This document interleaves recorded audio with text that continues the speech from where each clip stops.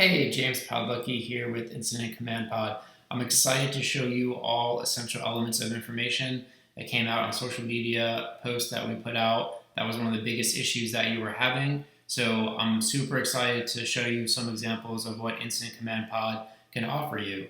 Here we have our Incident Command dashboard, and we utilize a system called Smartsheet when building these dashboards, which is a great project management tool. But we designed it for incidents and how we operate in emergency management. It's a very cost-effective way to gather information, to gather essential elements of information, to do resource requests, and I'm excited to show you what we have here. So on our incident command dashboard, we have and designed it based off of the command and general staff. And it can be designed and it can be built out to how you specifically operate in your EOC. And each of these sections have dashboards, and within their dashboards are specific essential elements of information that they are responsible for reporting on throughout an event. We also have on here our incident name, our activation level, operational period, so we have that common operational picture. We know where we're at currently. We also have incident widgets. Incident widgets can range from situation reports, incident action plans, resource request statuses, submitting a resource request.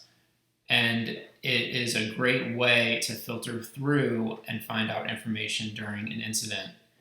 We also have a weather map on here to gain situational awareness in case it was a weather event and you wanted to see what the current weather is. As you can see, the tropics right now are super busy, so you can track storm information, etc., weather information. You can do lightning summaries, wildfire detections on here. We've also tied in the National Hurricane Center's website, so you can see current advisories. And there's other stuff that can be tied into here as well based off your needs. Here is what we're going to talk about is the essential elements of information. So we've pulled a couple of elements onto the incident command dashboard from other sections and displaying them here live. So as they're updated, they can see that on the dashboard. So a couple of them that we have are how many confirmed fatalities are there, if you want to see how many businesses are closed, when is that local state of emergency going to expire, total disaster estimates, critical events, how many resource requests are currently open.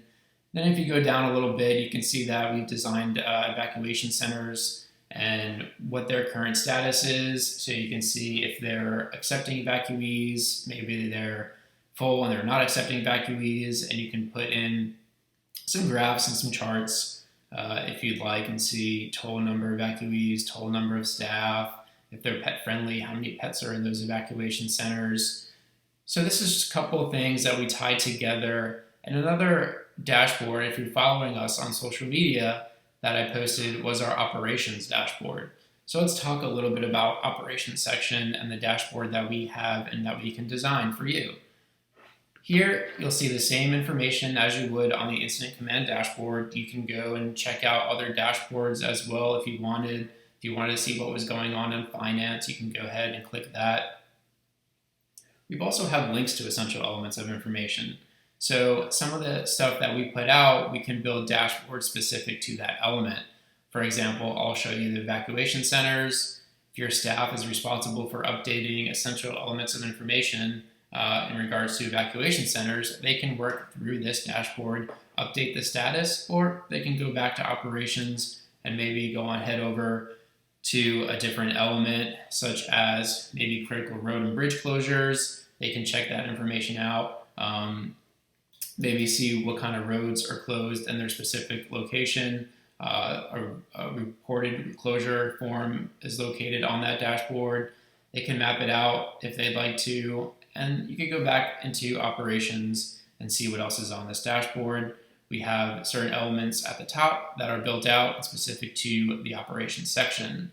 We also have resource requests on here, and we can do another video about resource requests if you like. Go ahead and put that in the comments below the video if you're interested in seeing what we have available for resource requests. But we have a couple of options on here on our dashboard that show you what is specifically assigned to operations or what was requested by operations. If you scroll down further, we have some essential elements of information on search and rescue, their current status, some description information.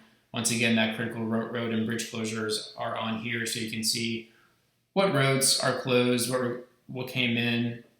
You can map it out. You can see on here we have a road flooded due to recent storms. So there's a lot of information that can be put onto and gathered for essential elements of information on these dashboards. So if you're interested in checking out more, if you'd like to request a demo and see more of what we have to offer, go to www.incidentcommandpod.com. Be sure to follow us on our social media sites. If you have any questions, please feel free to email us as well. And I hope you liked the video. If you liked it, go ahead and please give it a like.